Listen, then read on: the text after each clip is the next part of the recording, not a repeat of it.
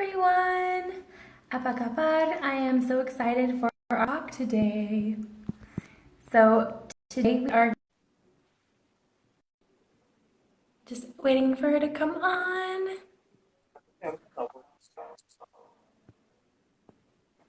Hi! Can you hear me? Yes, I can. I am just trying to figure out how to pin the title. There we go. Okay, now I'm pinning. Now the Okay. topic.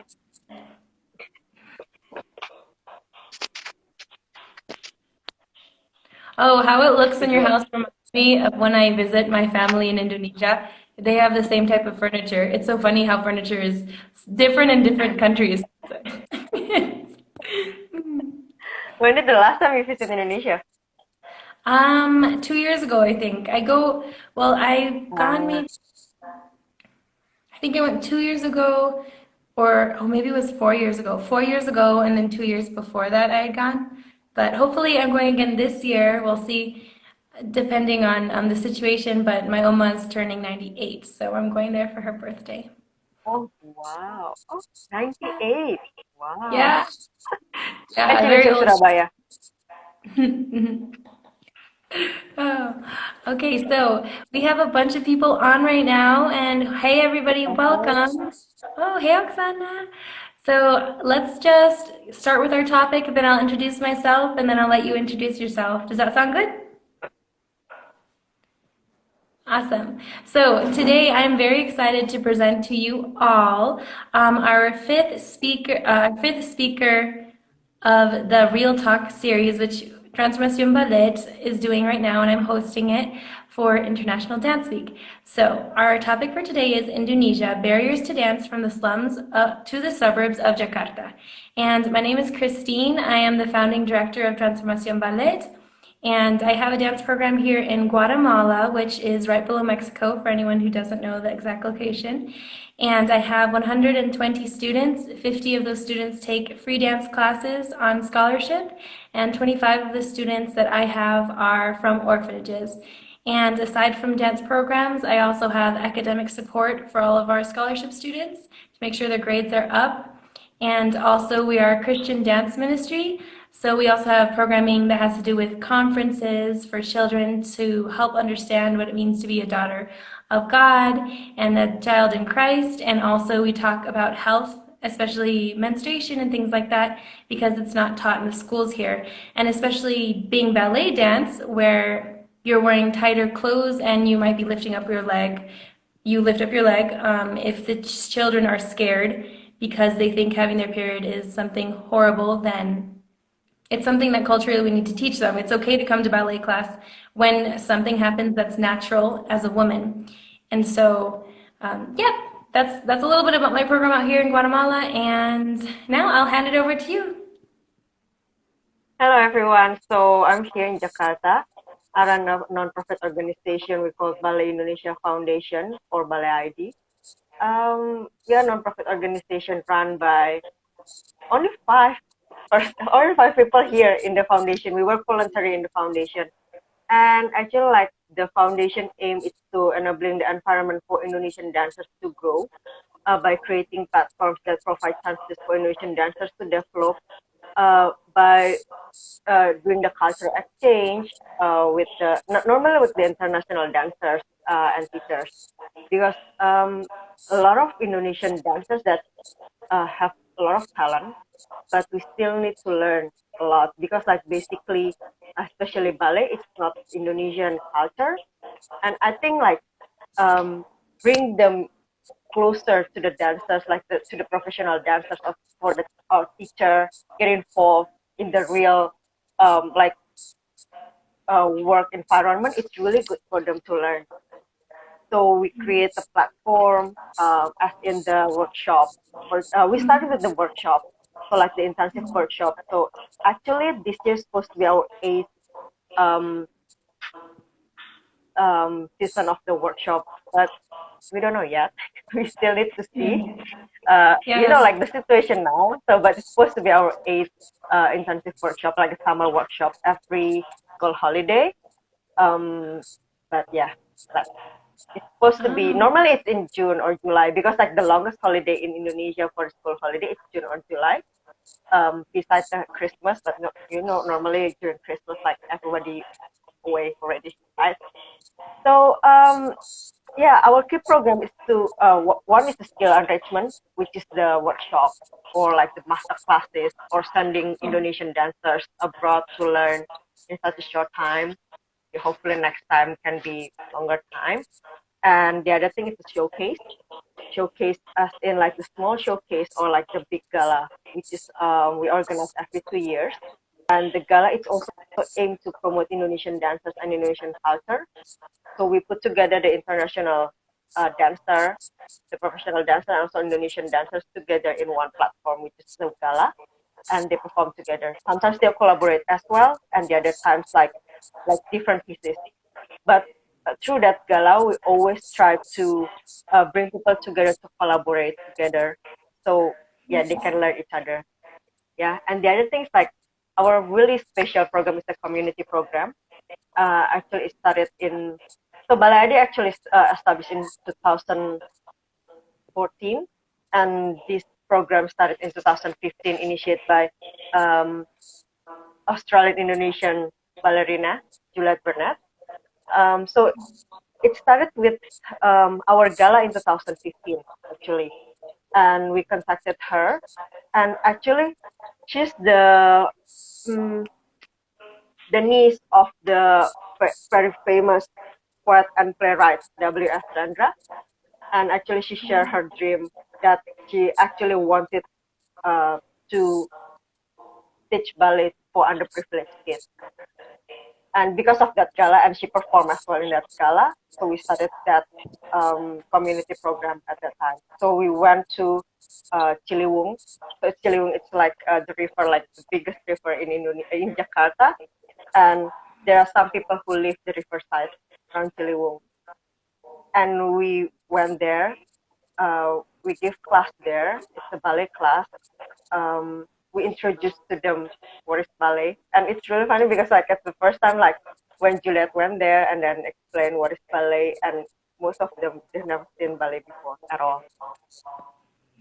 Yeah, so it's just like, so we went there and then we played the video, and then they were like, "What is that?" Like, and also they stand on their toes or something like that, because like basically they have the uh, class, like dance class, but they only watch from the YouTube, and then they just learn like the steps yeah. from the YouTube. That's why like yeah, we went there and then we teach them like properly, like what is ballet, and then they perform together with us a few times in our program.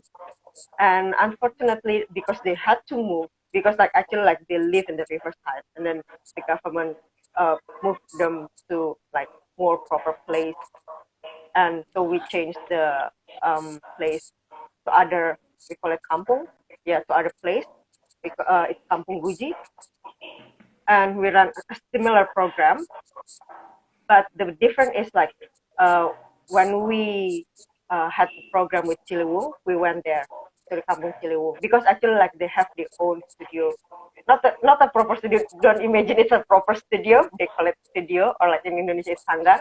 It's just like small place where they can normally like they gather, like they also had like the music class or something like that. So it's like Like a basically community center? just like, yeah, but it's like just a really small place.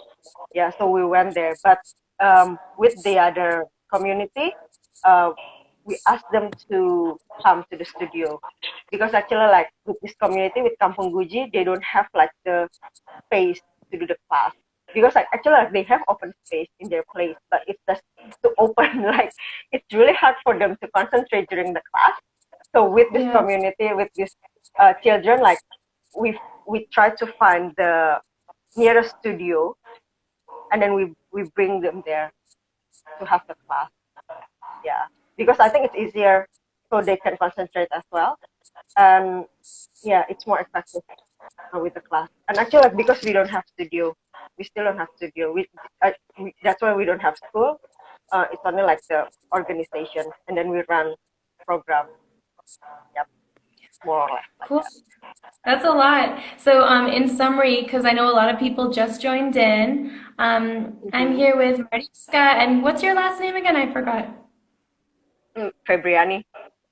Febriyani. Febriyani, yeah. Oh, So I'm here with yes. Mariska Febriyani from Jakarta, Indonesia, and we're here on a talk talking about, well, there's the title, Barriers to Dance from the Slums to Suburbs of Jakarta, and she's one of the co-founders of Ballet.ID in Indonesia, and they not only provide programming for dancers in Indonesia to have larger experiences such as conventions and master classes and also travel abroad, but they also have a community program which reaches out to children in slum areas of Jakarta. And they do this by renting a studio space and giving free dance classes and teaching not only what is ballet, but how they can dance ballet and have another outlet, an activity outlet, because these are children that they used to live by a river. I remember this. I wrote a paper on it in graduate school. They were living by a river, and because it was like a an area where they were on, but not legally, I believe. They were Yeah, yeah, forced to yeah. move. Something like that. Yeah. Mhm. Mm-hmm. So Yeah. their houses were built on an area that wasn't legally theirs, and because of health Yeah. hazards from the river and Yeah. political things, they were forced to move, and so Ballet ID Mm, moved to be able to provide dance to these children, even if their housing situation moved. So that's really amazing. yeah. Yeah. Thank you. So I So guess we'll until start with now, questions. mhm. Yep, yeah. So What? I just want to add, like, until now, like the community program, we don't have any funding for the community program. So normally, like, it's our own and also some of the private donor. That's why, like, Mhm. we keep it small because, yeah, it's not easy at all. Like, we work voluntarily in the foundation, but we try as the best we can do so we still can provide the program. Yeah. Or maybe you can share, So like, how do you how can you give the scholarship for the students? yes. So my program actually, to tell you a little backstory, I came to Guatemala first for my graduate school thesis, and it did not have anything to do with dance. I came to Guatemala to interview indigenous artisans who work weaving, so making fabric, to export, because I was interested in working in fashion with fair trade Mm, fashion. And actually, one thing led to another, and I was offered a job in my field that I was studying for twice, and both of the times it fell through, but I was still working on my graduate school thesis or master's project. And in that time, I started teaching dance to this one girl because her mom heard that I taught ballet. And then I invited other people to join, and then I accepted one girl who I met, and her mom sells tortillas on the street. And so I just told her, come take dance classes for free because I remember I love dance classes and I was just teaching it to make extra income because my time there was extended for master's thesis. mm, And then I ended up growing and growing and growing, and people heard about me in other towns. And I kept that same ratio. For every four children, I wanted one student that was on scholarship. And well, I was in the beginning just doing it like they didn't pay and I didn't get paid for it, they just took the free dance classes, so no one was really supporting them. And then I kept growing, and then started talking to friends. And I was like, would you like to support my dance program? And someone said, I would love to support your dance program, but how could I do it? And I thought, well, maybe she can sponsor somebody, or maybe she was the one who told me that. But mm, she ended up sponsoring a child with a certain amount of money every month that came in every month. And mm, from there, I thought, this could be a thing, like reaching out. So I'm here in Guatemala, and the people who sponsor my students are in the United States or abroad in developed countries, where there's a lot more money, and like a US dollar is a lot more than a Guatemalan quetzal. The currency difference is extreme. So if they donate $20 a month, that helps so much here. And so that has helped sustain the program and also help pay for their school supplies and for the scholarship kids that are in that situation.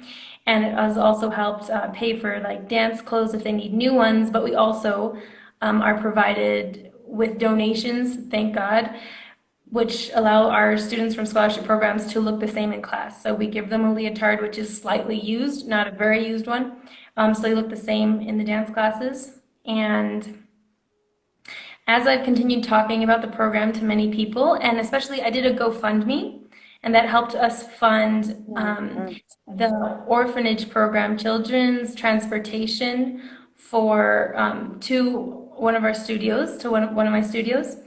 And then also from there, people heard about the program and donated extra. And then I reached out to my former dance teachers, and some of them also support financially, as well as allow me to train when I go to the US to visit my family. So it's through word of mouth, really. I tell somebody, they tell somebody else, I share it online, and then people hear about it and then they donate. But it is really a lot of work because to have a program with so many children who aren't paying, how are you going to pay for rent? And if you're doing this and you need to also eat, like how are you going to pay for your food if you're spending your time doing something that doesn't pay money? Yeah. Yep. And how have you been running this program? I started in 2016 at the end of the year, I think. So about 4 years, Okay. almost So somewhere it's around our there. fifth Not year. exactly. Mm. Yeah. Yeah. And um, one thing also, actually, well, we should also share and show our t-shirts. Eee. Oh yeah. So let Yeah. me, if you can see here. Same t-shirts. I was actually connected with Ballet.ID through the American Ballet Theater's Project Plie, where they were highlighting organizations around the world that are basically providing free dance education to children that are unreached in the dance community. So actually, now we can transition a little more into our topic of the day. So can you tell us a little bit more about some barriers as far as teaching dance in the slum of Jakarta, and what does that look like? And also, do you have any other teachers or students that are interested in volunteering with you? And if they are or are not, why? It's, I mean, like it was. I can say it was hard at the beginning because like the thing is like I can say in Indonesia, um, dancer as a profession is not well established. It's hard to say this, but it's true. It's not well established in Indonesia. I mean, like me as a dancer as well. Um, we normally have to do another work so we can live. We need to earn something from somewhere else so we can dance. That's that's the fact. I mean, like it grows, the community grows, and but it's far from established. But it doesn't mean like we have to stop here. But the thing is like, with the children who live in like slum area or like underprivileged kids, it I can say it's really far from what they have in life about dancing. So it's really hard to make them understand what is this, even though like it's so we went there actually like just to give them like the feel how it's what is the joyful of dancing.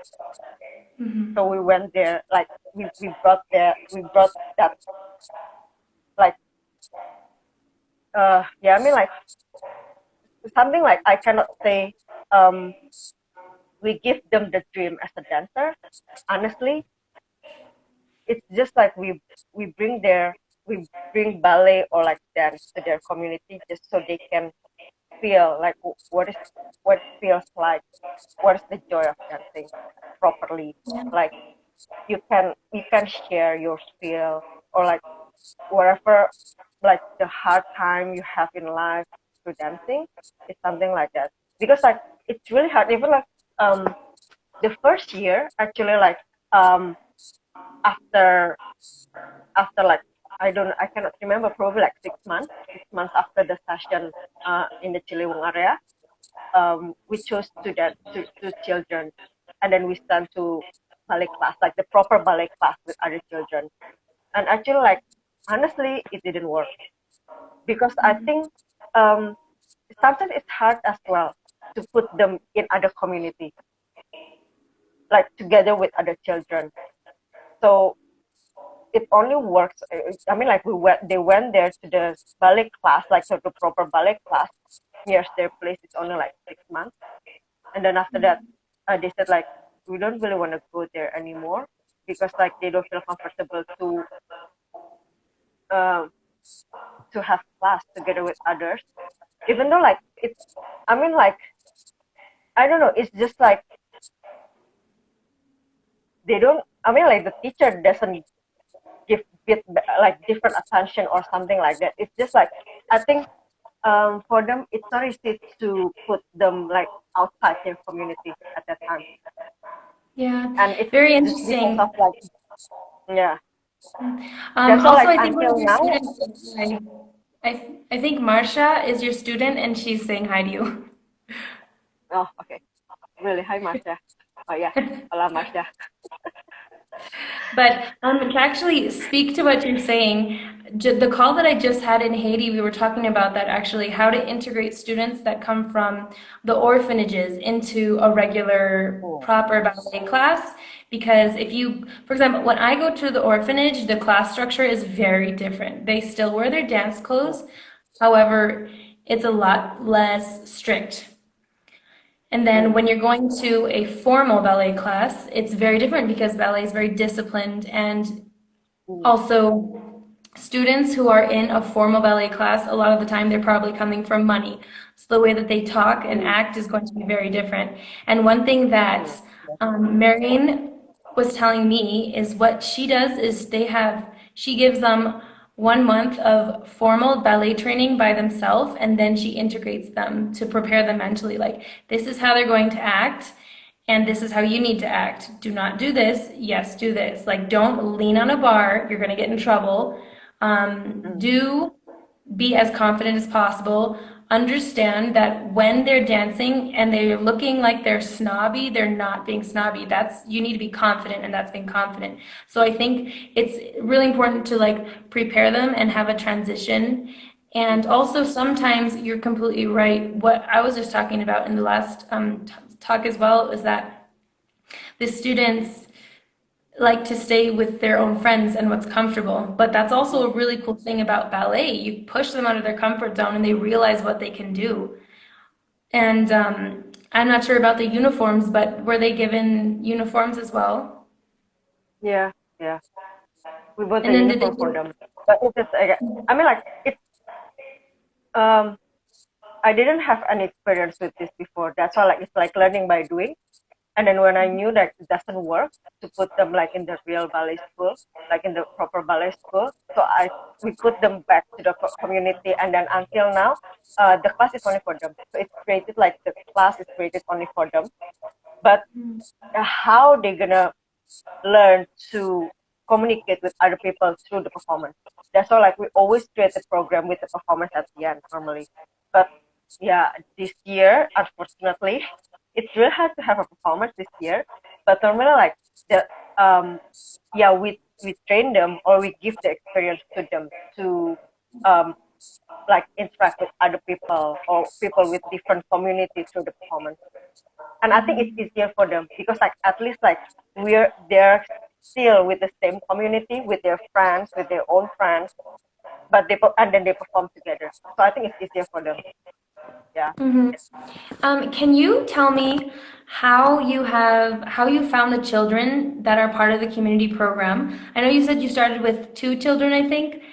Did they just tell their friends and then you ended up finding a program, and were their parents okay with them coming to the dance classes? Because I know they had to go to a physical location. So how did that look like?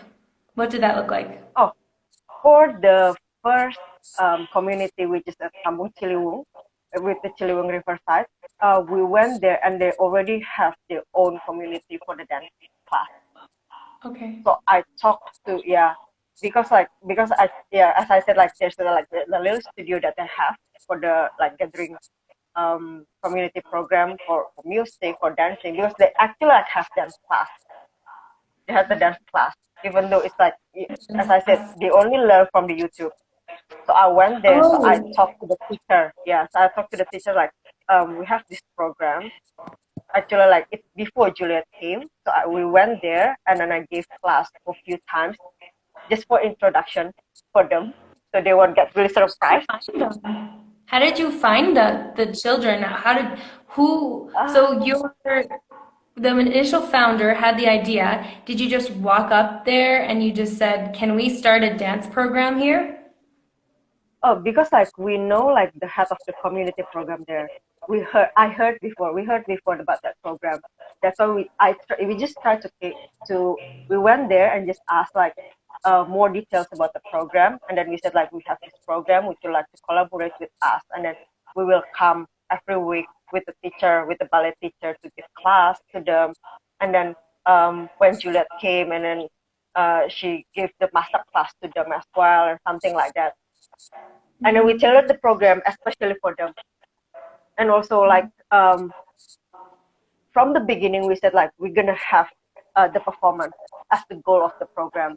We don't want to just provide the class for nothing.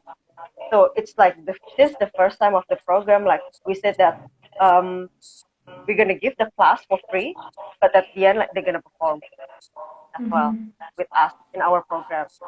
That's how we find it.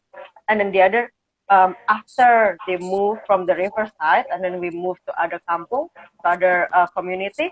Actually, same thing. Like my friend, she ran the music class there. So that's the same thing. Wow. Like I went there with my friend, and I offered them like, like now you have the music class, music lesson in your kampung, in your place. So would you like to do something else, which is ballet class with us? Yeah, Oh, and then okay. so we give the class for everyone who wants to join the class, and after that we actually like ask the children, would you like to join the dance class? Or because normally like the class only can run on Saturday, and then it's almost at the same time the music class and also the dance class. So we talk to them like, now you have this music class and also we have the dance class. You can choose which one because it happened at the same time. But the same thing, Mm, like before we start that program, um, we already created another program, which is the performance at the end of the, like, I cannot remember, like 3 or 4 months after we started the program in that community. So we talked to them like we're gonna have the class, and then at the end of 3 or 4 months, we're gonna have the performance together, something like that. So we always yeah, say like the goal to them, to the parents, like we don't just come there to give a class, but we also have a goal, which is a performance at the end, to show to the people like the hard work in the yeah. class. Yeah, and then it's not just a class for fun, but we want them Yeah. to learn something. Yeah, and to have Yeah, a goal something like too, that. because Yeah. dance and ballet teaches so much. It teaches discipline, it teaches community, it teaches that you can work individually as well as collectively, and that's something that isn't common in sports. As it's not the same because dance is an art, but also in some ways a sport. So it's amazing that you're able to use dance as a tool to reach out to children. Um, oh, let's see. Oh, hi, Leap of Dance Academy. Oh, thank Someone you. Someone, Daniel, who's the director of Leap of Dance Academy in Nigeria, he said he woke up at 3:30. He woke up at Yeah, 3:30 I just a.m. saw that. just a.m. just to watch Oh, thank you, the. Daniel. Thank you for coming. Yeah, thanks for coming on. Okay, so I would like to now transition more into what does your community program look like now, as well as your other programming, because of the current pandemic of the coronavirus COVID-19? I can Did it say all in stop? Jakarta, like, yeah, at the moment, like, we postpone almost all the program. The only program that I run, it's not under Ballet.ID. I mean, like, me as a teacher, it's only the online class. And it's been running for, I think, almost like 1.5 months. It's just like, um, I don't want to force them to the online class because the situation, like, economically, is really hard at the moment. And it means, like, if they have to do class um, by online class, so it means, like, it's going to be another burden for the family to Yeah, buy the financial. internet quota or something like that. Yeah, financially it's really hard. So the things that we can do right now, and I think like many people also in the community, like in the dance community, when they can like they donate so they open the class by donation, and then they donate the fee from the class. for the people who get affected by this pandemic. So I think, Oh, yeah, that's the thing that we can do. Like, so I that's mean, what like, you're doing right I now? have to focus. No, I mean, like, not at the moment. I mean, like, um, I I do the class with someone else and I donate, but not my class because I actually like my class running under another school as a teacher, but I don't run my own class and then ask people to donate, but I donate to someone else's class. So you're saying Yeah, that that's what I do. it cut out a little bit. Are you saying that you're giving a class and then the funds raised from that class are going to be to help the children's economic situation? Is Oh that what no, you're no, saying? no. I mean like no, no. I haven't run that class. Something. I mean like other people do it for other people. I mean like for people who are affected by this pandemic, but not me, not Yeah. at the moment because like I think like I still need to get to use with the new situation, like with my responsibility with the class that I teach, something like that. So at the moment, like the last time we met them, maybe like 2 months ago, like on Saturday, and then we just like postponed the class and then like let's see the situation, because I think like yeah yeah uh it's I think like everyone me and also the children in the community, like we really need to adjust a lot of things because of this situation. For sure, like we cannot have the class online, and now they have to study online as well with the school, or sometimes like the teacher come to their community or to their place just to give like to give like lesson or something like that. That's why like the situation like this the past 1.5 months, like I think we need a lot of adjustment with the situation, and I haven't had time to organize like the class to help them or something like that. But I think hopefully in the future, yeah, in the near future, like I can organize like the class, like the based by donation, and then we can donate to them, something like that. Yeah. Do Yeah. you, so you're not allowed to have classes, right? Because of social distancing? Mm. Yeah. Yep. So Yep. the children in the slum areas currently, how do they do their homework? Do their parents, can they afford cell phones? I'm not sure what the situation is. I'm not sure how extreme it is. Yeah. Some of them they have phones. Like that's why sometimes I like they text me and then just ask about the class or something. But not all of them. That's why it's a little bit hard situation. I think some of them like they can do the class online, even though just for a little bit. And then some of them like the teacher from the formal school, like a voluntary come to their place just to give the homework or something like that. Yeah. Oh, Because like okay. So they don't even yeah, have phones to take online classes, even if you did offer yeah. online classes. So the dance program is on pause because there's no way to get dance classes to them because of Mm, social distancing and lack of technological, yep. um, lack of technology, lack of cell phones, and then also paying. If you can't afford a cell phone, obviously you can't afford data to put on the cell phone to watch a dance class or to watch a class Yeah. that someone sends you on WhatsApp. Yeah. Interesting. Okay, and can you talk a little bit more about what the dance situation looks like? Because you also teach at other studios, and that's your main form of income. And then you have your organization, Ballet.ID, as your volunteer. Um, so can you tell me what does it look like for the rest of the ballet community? They're all taking ballet classes, I'm assuming, online? Yep.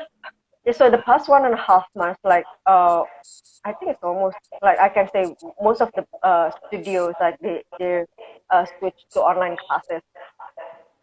So it's like most of us, I think we use Zoom application for the online classes, and I think like the class normally like the schedule is the same with the normal class, but it's only like the tuition fees. Some of the school like apply for um give a discount because it's basically an online class. Oh, So yeah. yeah, it's like most of us like just stay at home and then teach online classes. And Mm. honestly, not all the students can take the online class because like we know the situation with their parents and then the economic situation. Um, Yeah. I think they prefer not to spend their money for like the dance class. Unfortunately, I mean like we understand the situation. We Yeah. try the best that we can do, but I mean like we're really happy if they still want to take the online class. But otherwise, like we hope they will come back after this all ends. But yeah, we just try as much as we can.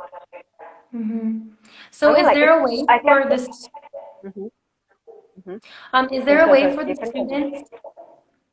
Sorry, there's a lag. Is there a way for this, sorry, is there a way for the students who can't pay for online classes to access dance classes? For example, the students who can't pay for the online dance classes, is there no scholarship or system, or are they taking online classes? For example, Tyler Peck, everyone's taking her classes, and a lot of other dance professionals are giving their classes on Instagram Live.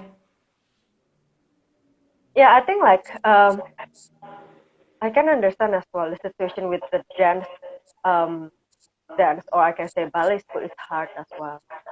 Um, and I think it's really hard to give a scholarship as well for the students. So I think like they just encourage the students to still take class if they cannot take class by online class. So the teacher, for example, me, I don't know about other teachers, but me like um we can record the video of ourselves and just give them the homework, something like that. Or for example, like my students, they cannot take the online class, and then they just ask like, do you have any like the video from the YouTube that they can follow along and something like that, so they don't have to pay.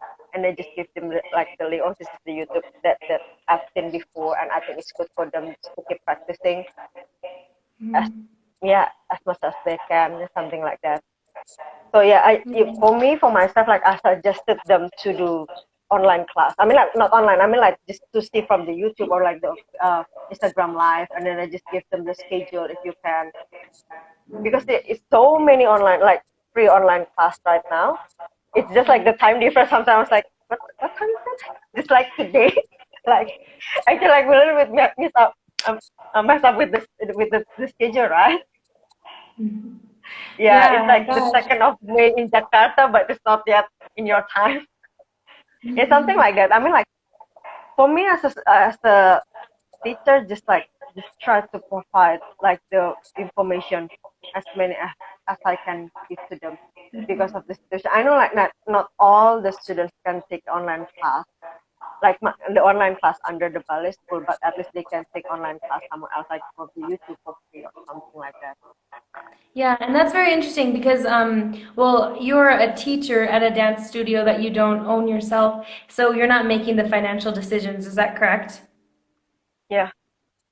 Yeah, Yep. so in the case that, oh, hey Jamie, in the case that a studio, just for the other dance teachers that are here, in the case that a studio is not giving away scholarships for families who cannot pay dance classes, like Mariska is doing, you can help your students find other dance options available online because these days there are so many dance options available. Everyone's giving free classes, and you just need to find what links to send your students so that even if the dance studio itself is not giving away scholarship, they can continue practicing dance online. Because we all know that giving a dance class via Zoom or Instagram or YouTube is absolutely not the same because if you can't like rotate a leg physically, if you can't move a leg to have better rotation, they won't understand. Like, how do you teach a 9-year old that your leg needs to be like this? You're like, turn, turn, turn, and that doesn't do anything. Like, they're like, what do you mean?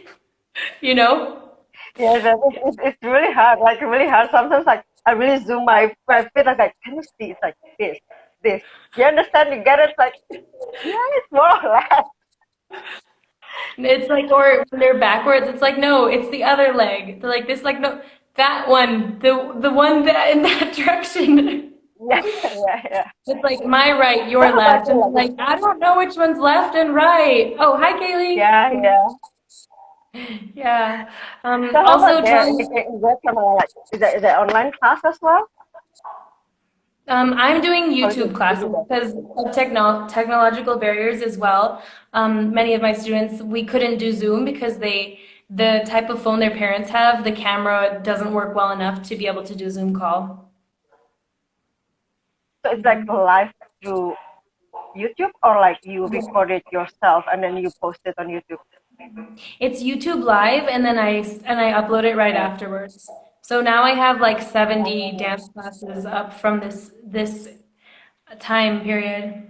Also, for all the people who are now joining, you can feel free to ask any questions. I'm here with Mariska Febriyani from Indonesia, and she is a dance teacher at multiple studios, as well as a co-founder of Ballet.ID in Indonesia, where they offer programming to give experiences such as master classes and conventions to students in Indonesia, as well as they have a community project where they give free dance classes to children in the slum areas of Jakarta.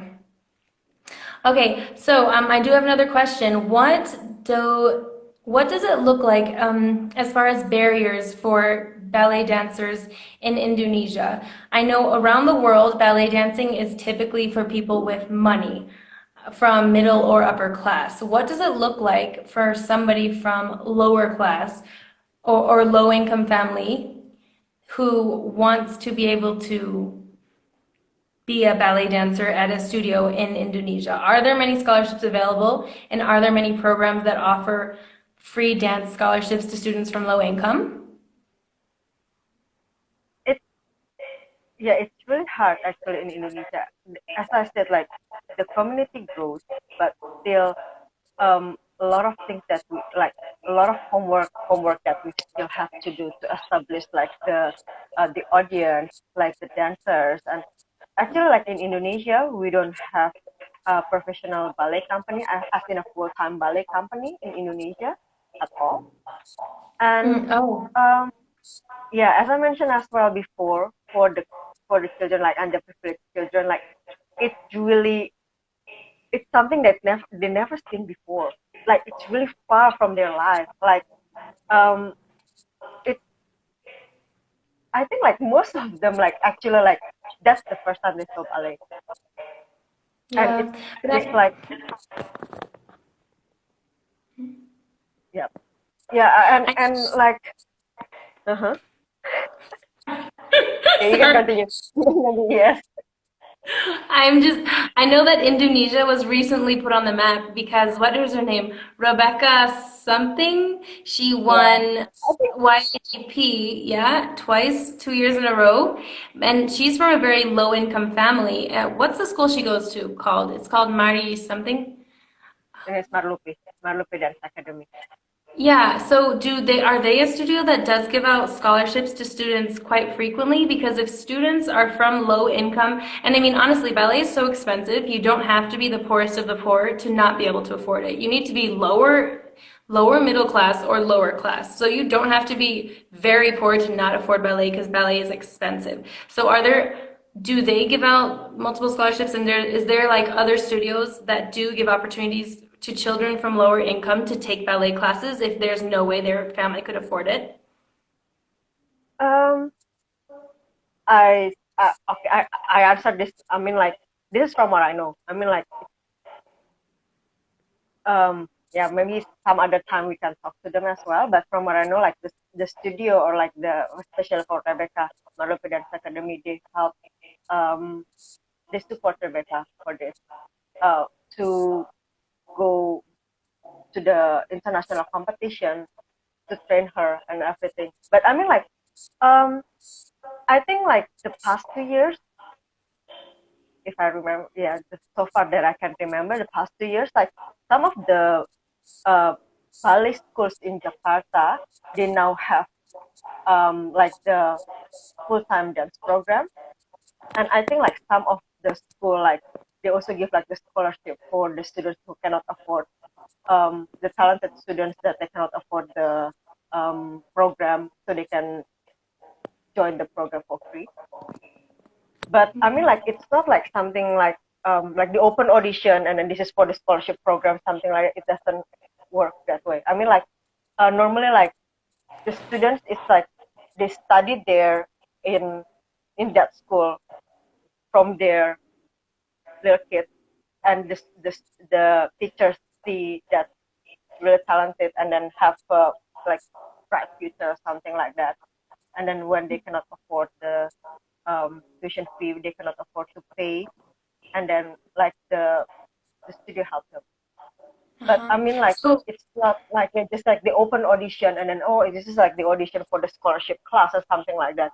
So it's just like really case by case. The teacher helps the student based on their situation, yeah, something so like it that. seems like I think that's very similar in many parts of the world, which is really what makes your program and my program and the program that we spoke with, Lipo Dance Academy in Nigeria and in Haiti, ILWDR, and the program Mm. that we're going to speak with later in Panama, very unique because we're giving dance and the opportunity to learn ballet to students who don't have the other opportunity because most dance studios around the world do not have many scholarships available because having Yep. a dance school is not profitable. Like if no one opens up a dance studio saying I'm going to become rich, they open it up because they have a passion to teach dancing, and Yep. unless they're a famous dancer, they're not going to become rich opening up a dance studio. Yeah, so I can say like the scholarship that the school giving to the students, like the talented students, is like purely by the generosity of the teacher because they know um, the students like really need that help, like that support for the students. Yeah, Yeah. because like most of the, I guess it's not most, like all the dance school is like owned by the private sector. So I'm sure like they don't have any funding that they can help. That's why like they can give the scholarship or something. Yeah, that's all. Like I think like especially with the Rebecca and then Rebecca and also and other students, like for example like the what is called like Risco Next Generation, and then they get the ambassador of like it really helped them to support like at least like they get supply for the toy shoes and also like the desk attire, something like that. So I think like the teacher also like really support them to try to join that kind of program so they can, so other organization, for example, like big organization like Briscoe that also can help them or something like that. So Yeah. like teacher giving like the information for them. Yeah. Yeah, and well, I mean, in order to become one of those sponsored people, such as Grishko ambassador, you have to be at an elite level, and honestly, you have to have a social media following. So that's like something that people can access if they have already have thousands of people following them on Instagram or YouTube. But if you're a student from low income who does not have access to a cell phone, because honestly, if you have a cell phone, you're not very poor. Yeah. Yeah. Yeah, Right? you can say that. Yeah. Yeah. People, yes, people who don't have that opportunity, especially in a country like in Indonesia or any country that's developing, if you don't have access to technology and a cell phone, it's very hard for you to find resources because the government is not, like, you don't even have a national ballet program. The government is not giving out the government doesn't have a national dance program. Here in Guatemala, they have a national ballet school and they do have a national ballet company, but the national ballet company, all they have to have all of the dancers, the professional dancers in it, have to have two or three other jobs because the government doesn't pay them enough to live off of being a professional dancer. And that's definitely not the case in the United States. Although dancers may have very low income and do need another job, it's not as extreme as trying to, for example, even trying to start a dance company in Indonesia. That would be very hard because people don't know what ballet is to begin with. And as far as income, what would you do? Like your program, you have to be a ballet teacher in multiple other studios in order to be able to give dance classes for free to children from slum areas. Yeah. So I think like And yeah, I can say like it's really different like when we tailor the program for the underprivileged kids or like the program for the students who cannot afford um for the ballet tuition fee, because like it's really different normally like for the program for underprivileged kids, like um it's just like, especially we tailored that program only for them, and the aim for, especially for me, like the aim is just to give the experience for them to feel where's the joy of dancing, something like that. Because like honestly, for me, I cannot give them like the dream as a dancer, not yet. I mean, like it's just like this is the experience that you need to know, like the soft skill beside like the formal school and something like that. Well, it's really hard, like because like we can only provide the class, for example, like once a week. It's not enough for them to become a professional ballet dancer. They really have to go to the proper ballet school. And the other things like normally like the students like get the scholarship from the school. Normally like at least they can afford the ballet class at the beginning. And then the teacher like can spot them like their talent, and then like understand the situation of their family, and then help to support them. So I think like that's two different group of children. That's the Yeah, situation in definitely. Indonesia. Yeah, Definitely. And yeah, it's something like that. very similar all around the world, pretty much. Yeah. Mm. Um, hmm. I want to open this up to questions. If anyone has a question, feel free to ask it because we're here to really engage in conversation and create discussion. So you can ask anything about our programs, about what it looks like with COVID-19, with the coronavirus pandemic. Oh, let's see, there's a question right there. So this is a question from Leap of Dance Academy in Nigeria by David, and he's asking you, is COVID-19 affecting your studio, especially financially, because you run a free dance academy, maybe partly free? It's okay. Basically, like most of the program that we have under Ballet.ID this year, I really have to postpone everything. Some already got canceled, and then the other, like I can say, like the next 6 months, just wait and see. Because it doesn't really affect financially because I feel like we work voluntary in the foundation. I work voluntary in the foundation. So it Yeah, means like I don't because have no to one's pay getting paid, anyone. so Yeah, no one's getting paid. So I mean like um yeah, I think I'm grateful for that. I mean like even though I work voluntary, sometimes it's really hard because like it means like I need to do another job uh for make a for make a living, but still in this situation like it doesn't feel different. It's just like we don't run any program at the moment. But because we work voluntary, yeah, so financially, fine. yeah, yeah, and Daniel, I'm not. I think you weren't here at this moment, but she said that because of the current uh, what is it called? Social distancing. Because of the current social Mm, distancing, they had to stop their community program for the mm, children in slum areas because they can't go there, and also they don't have access to technology, so they can't even give classes online.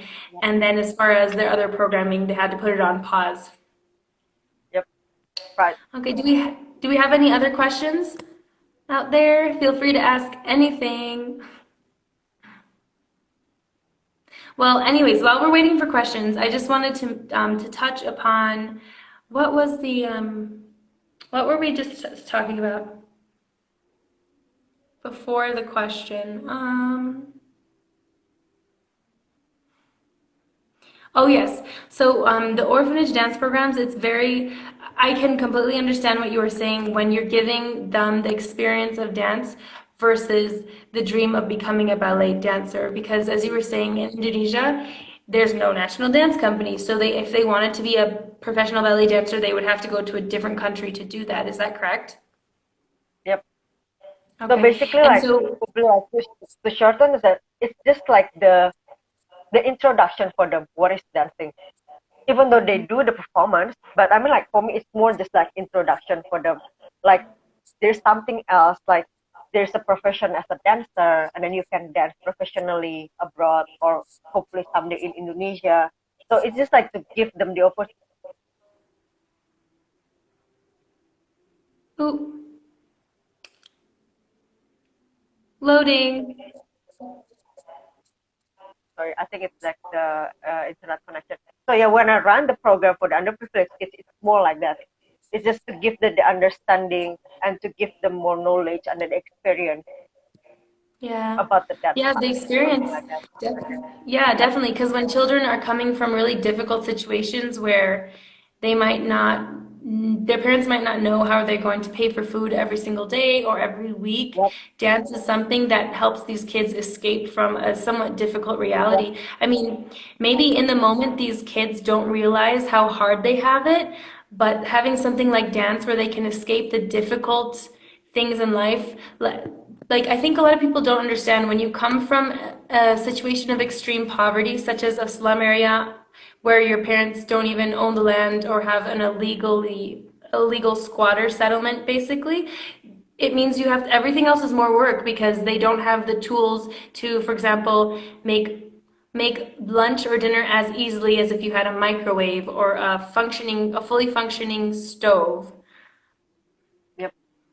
So then the children have a lot more work at home to do to help the family survive. And then ballet is such an escape. So thank you for offering that.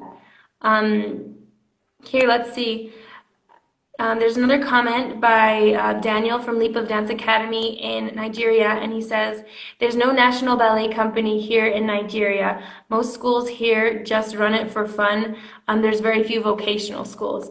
But so bringing that back to the topic of Indonesia, um, I know there's a lot of very strict schools in Indonesia that are trying to train high-level ballet dancers. So what is the goal for that if there's not even a national dance company in Indonesia? I think for now, at least to put Indonesia more in the ballet world map, so people realize that a lot of talented dancers here in Indonesia, and